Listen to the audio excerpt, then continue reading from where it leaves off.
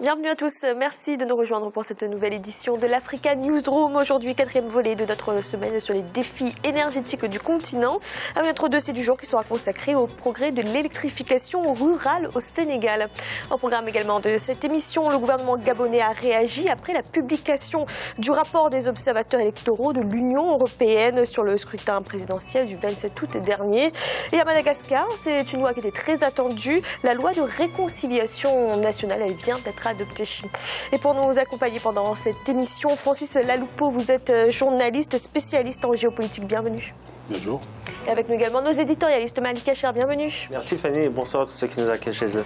Et Alfred Chango, bienvenue. Très heureux de vous retrouver autour de ce plateau, Fanny, et puis à mes très chères téléspectatrices, merci de leur accueil. Tout de suite l'actualité du jour.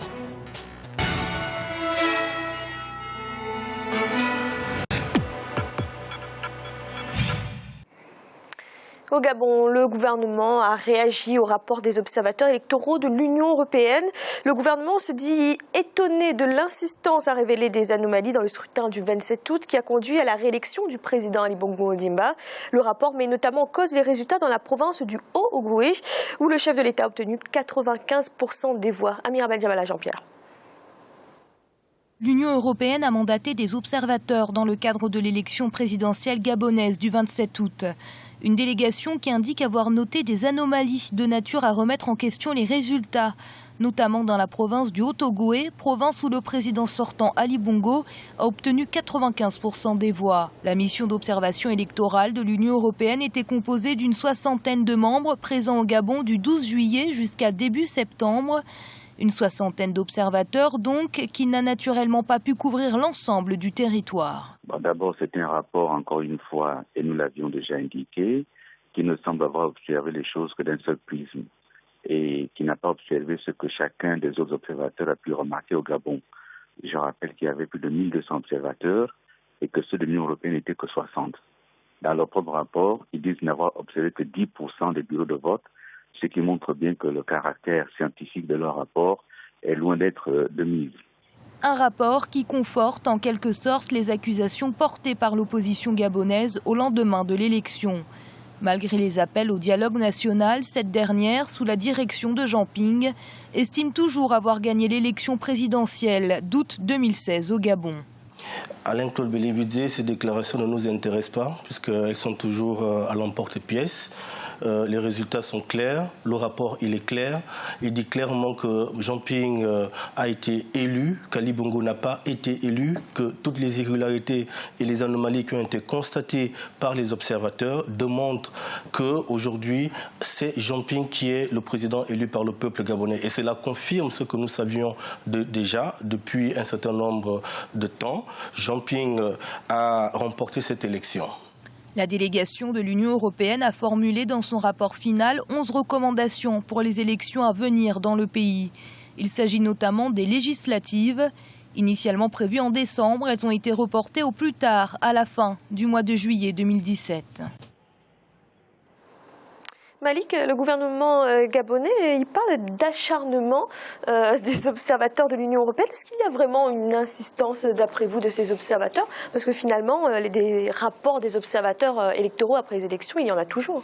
Il y en a toujours, et puis comme vous le dites, ces observateurs-là étaient peu nombreux, observateurs européens.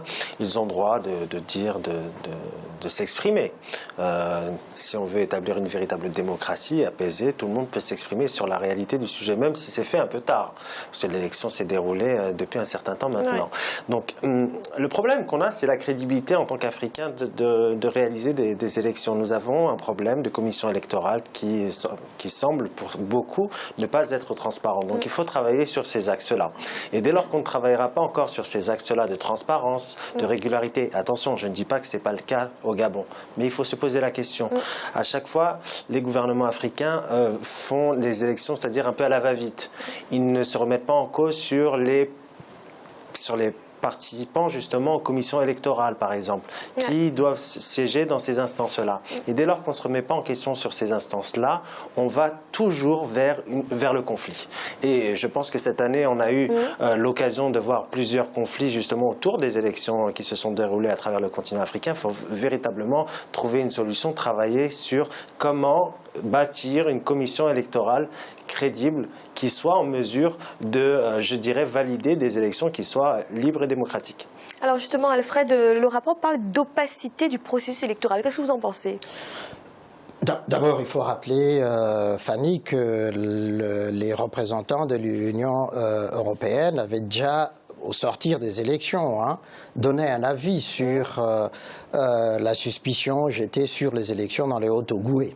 Il y avait déjà cela. Mais le rapport devait arriver, finalisé, devait arriver et est arrivé maintenant.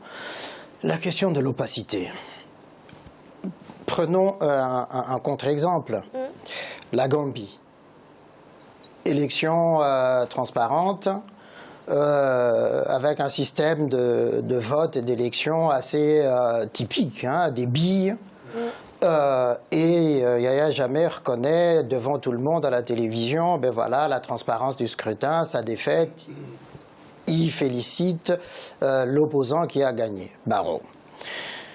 Quelques semaines après, il revient sur ce scrutin qui était transparent. Voilà, il conteste les résultats. Au Gabon, les élections se sont déroulées dans à peu près des très très bonnes conditions, malgré quelques retards par-ci par-là. Et on a vu, qu'est-ce qu'on a vu au sortir de l'élection? L'hésitation, justement, de la Commission à proclamer déjà les résultats. On nous avait dit, dans 48 heures, on aura les résultats. Il a fallu attendre pratiquement une semaine pour les avoir. Et donc, du coup, il y avait cette suspicion de trafic, justement, des résultats. Et au fond, malgré les déclarations de Billy Binze, ce qui est là, c'est qu'effectivement, si on considère simplement la logique électorale du Haut-Ogooué, effectivement, on ne peut pas comprendre que Ali Bongo ait gagné avec ce taux-là. Par conséquent, l'Union européenne ne peut que rétablir la vérité qu'elle a constatée sur le terrain. Et par ailleurs, même les représentants, les observateurs africains avaient aussi relevé tout cela. Enfin, je dirais simplement que, pour paraphraser quelqu'un, en Afrique, aujourd'hui, entre le Gabon et la Gambie, le point G est très maltraité au point de vue électoral. Francis Laloupo, est-ce que ce rapport, d'après vous, conforte du coup l'opposition ? Oui, alors ce qu'il faut préciser, et Alfred vient de le dire, c'est que d'abord, ce n'est pas le premier rapport qui remet en cause la validité de ce scrutin. Il y a eu ce rapport, c'était plutôt une suite d'ailleurs, de l'Union africaine, qui au fond relève les mêmes anomalies que celles relevées par la mission d'observation électorale de l'Union européenne. Il faut préciser également que cette mission a été invitée au Gabon par le pouvoir gabonais. Ce n'est pas une mission, je dirais, complètement isolée comme ça, qui se serait donc précipitée vers le Gabon pour observer des élections. C'était à l'invitation du pouvoir. Qui n'ont pas eu accès à tous les bureaux, par contre. Qui n'ont pas eu accès à tous les bureaux, comme cela se fait pour toutes les missions. Parce que les missions fonctionnent généralement par des indicateurs lourds pour pouvoir juger de la validité d'un scrutin. Autre élément qu'il faut souligner, c'est que dans ce rapport, à aucun moment, la mission n'indique qui a gagné ou qui a perdu l'élection, parce que ce n'est pas de son ressort que de le dire. Simplement, ce que souligne ce rapport, c'est que les anomalies relevées sont de nature à remettre fortement en question la validité au moins. Voilà, c'est la formule, remettre en question. Voilà. C'est ça. Donc, je pense que ce sont des éléments effectivement qui amènent à réfléchir sur la validité du scrutin. Alors, je suis un peu surpris par, je dirais, la nervosité du pouvoir gabonais à travers le porte-parole qui fustige aujourd'hui cette mission qui a été invitée par le pouvoir, mais qui jamais, je veux dire, n'a indiqué, il n'y a pas d'oukase de cette mission indiquant que Ali Bongo aurait perdu l'élection et que Jean Ping l'aurait remporté. Mais cela étant, c'est vrai que la mission apporte de l'eau au moulin de l'opposition et que l'opposition trouve là, évidemment, un renfort complètement, je dirais, précieux pour avancer sur cette idée qui est la seule aujourd'hui qui vaille pour Jean Ping, c'est qu'il a remporté, lui, cette élection. Merci. Dans l'actualité également, à Madagascar, le projet de loi sur la réconciliation nationale a été adopté massivement mardi 13 décembre à l'Assemblée nationale avec 87 voix pour et 19 voix contre. Une loi qui était très attendue, mais dans les rangs de l'opposition, on estime que le texte permet à l'exécutif de mettre hors course les deux principaux challengers pour l'élection présidentielle de 2018. Mélina Bokassa et Maria Madramé. La loi sur la réconciliation nationale a été adoptée à Madagascar. Les députés l'ont votée ce mardi 13 décembre avec 87 voix pour et 19 voix contre. Tous les 112 textes ont été adoptés, mais l'article 47 reste toujours au cœur des débats. Il s'agit en effet de l'amnistie de tous les condamnés politiques de 2002 à 2009, mais ajoute une précision, aucune amnistie à toute personne ayant commis des crimes contre l'humanité, des crimes de guerre ou des violations de droits humains. Une restriction qui toucherait les anciens présidents Andry Rajoelina et Marc Ravalomanana et qui les écarterait par conséquent de la course présidentielle de 2018. Cette restriction du processus de réconciliation à la période 2002-2013 vise directement certaines personnalités, dont les deux anciens présidents Andry Rajoelina et Marc Ravalomanana. Cette loi est donc contraire au principe même d'une loi qui se doit être impersonnelle. Ceux qui ont fauté doivent payer pour leurs erreurs. Mais il faut faire justice de manière objective et non avec des calculs politiques de bas niveau. Cette nouvelle loi sur la réconciliation concerne également l'indemnisation des victimes des crises.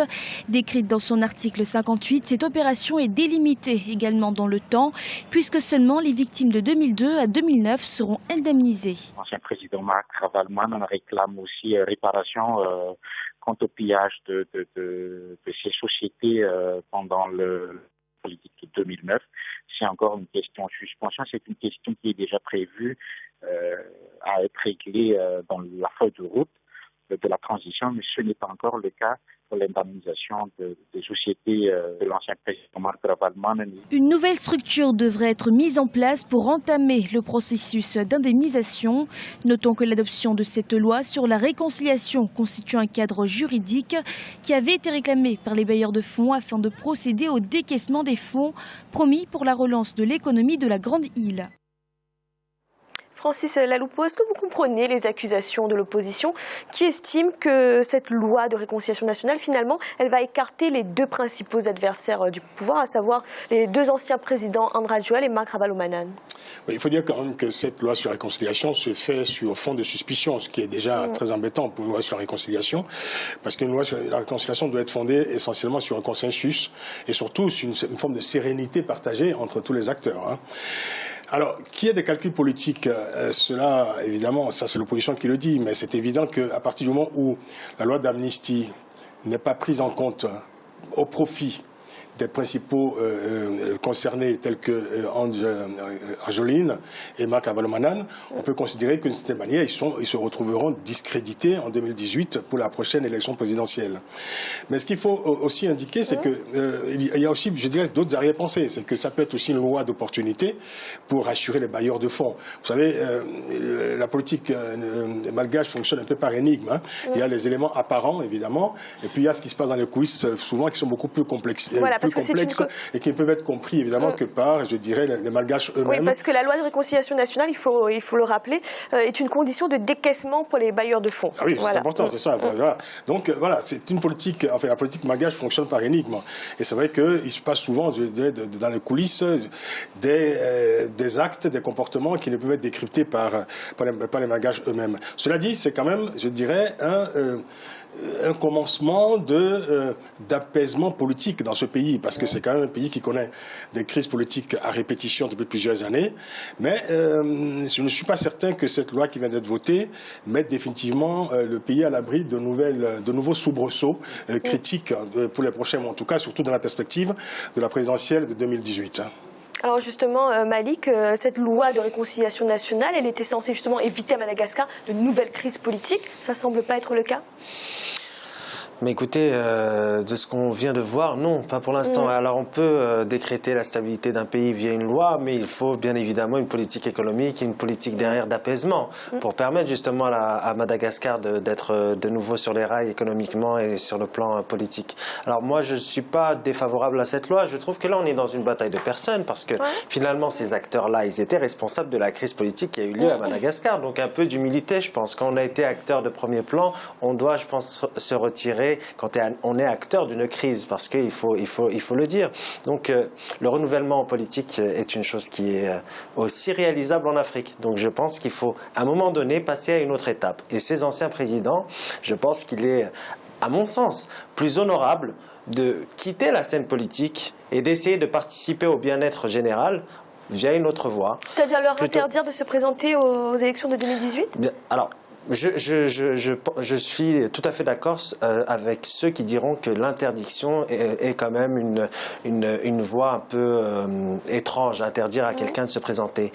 Mais est-ce qu'on n'y arrivera pas par ce procédé-là, finalement, renouvellement politique ? Je pense que, finalement, si on avait des hommes qui ont cette conscience de se dire « j'ai été président de la République de ce pays-là, ça n'a pas marché, il y a eu une crise profonde politique », il faut se dire au fond de soi-même, finalement, j'arrête cette scène politique et finalement, je contribue au bien de mon pays en essayant finalement de le faire d'une autre façon. Je pense que là, on est véritablement dans une bataille de personnes, une bataille de succession qui risque justement d'accentuer l'instabilité à l'instabilité. Merci. Nous allons marquer une courte pause. Un instant, la deuxième partie de l'Africa Newsroom. À tout de suite.